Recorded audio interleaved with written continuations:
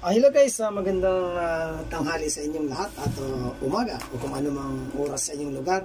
Titingnan natin ang pagkain ng isang OFW na umasinso daw. Umasinso na ang isang OFW. Tingnan natin ang ulam na sinasabing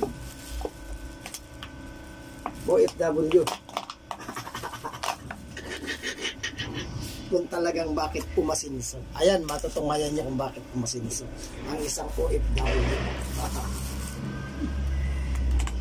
Ayan, pakita ko na ang ating kung bakit.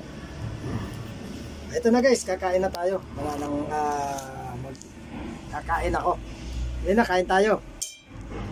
Alam nyo guys, nung araw, nung ako nasa probinsya pa, kadalasan ulam ko ay asin lang. Ito oh.